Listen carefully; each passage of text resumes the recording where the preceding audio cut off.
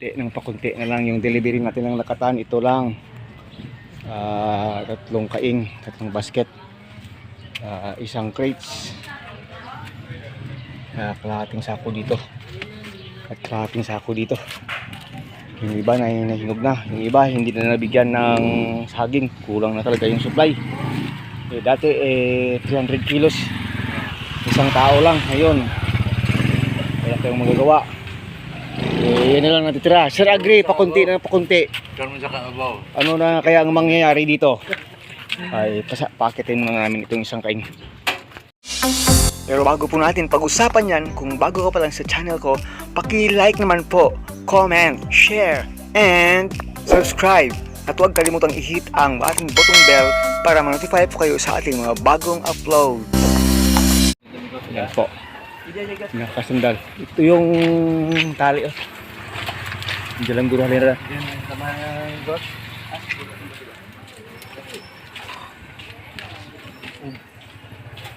Diyan lang ranay. Okay. Sen paano ang problema kung mahulog mo? Una ang talang guro kay Gingging Liya pre. No province. Iriya talang na ito. Kung wala pa man ito, kung man tiba buwan. Matarasa pa mo. Riya talang na may luto para kan di sila na kuan ma duwa-duwa. Ay sadya nga. Tubig to. Bata ka gabi eh. Ha? Ano, labdas siya. Ang sarap. Tama na ang kapon. Ano, diyan po na ipiyak to. Ano ray kagapabati sa imo mga instruction na rin sa base. Kasi dalam. Diyan. Ayan. Ito ko para ma-pre. Buto mo. Sino ka nagpilot ka? Pilot to, tapos pilot to ha? Iyak po na ito. Kapay kung mapilot. Che. Sige, sige. Pilot ko, ayaw ko bali ng lindo. Lawin di turog mo makapo na.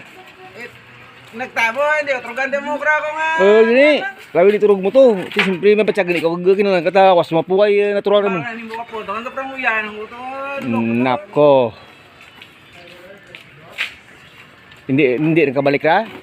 Kaptabo din. Hindi. Ang sobra na nga higot la. Ha? Labag ko na dito. Lock na ba? Ati ang lapaw na. Oh, okay, pasa na. Okay, let's go na tayo. Bisa mo si Gingging to, pwede man to narangay iba tanan to sa sagwa. Ang luto na jahe para nga kwan. Diretso na. Dili tayo pakunti ng pakunti. Pamahal ng pamahal ang lakatan, paubos ng paubos. Mga ka-agri.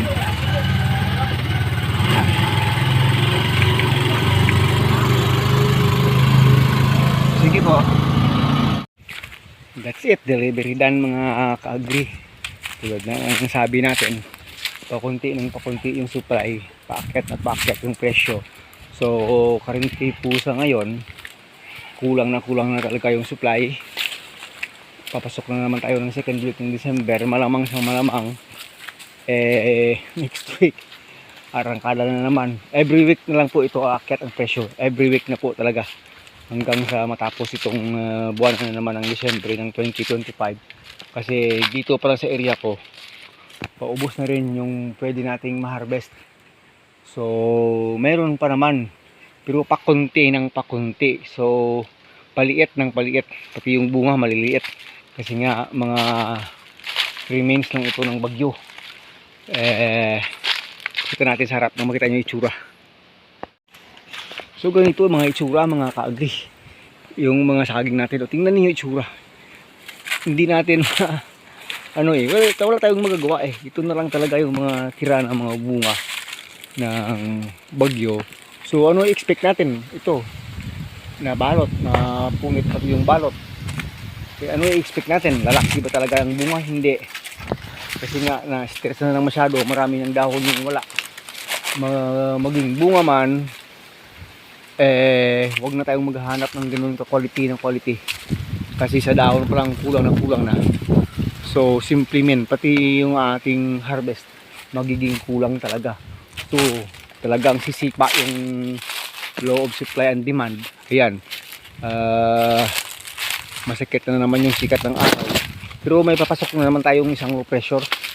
maybe mga 2 days from now, 3 days from now ay dito na naman may ulan na naman tayo. Pero medyo na dry na ng konti yung lupa natin. Sabi ko nga kahit 2 linggong walang ulan walang problema Marami talaga damage So yun, hindi pa natin kinukuha. Sabi ko nga habang buhay yung dahon, huwag na munang kunin kasi makakatulong pa para lumaki ng konti yung ating latundan. Next week ito, ma-harvest na rin ito talaga. Itong isang latundan natin, nag-iisa na lang yan.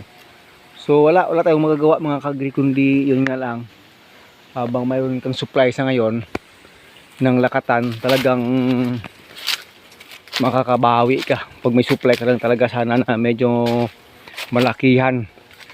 Paano?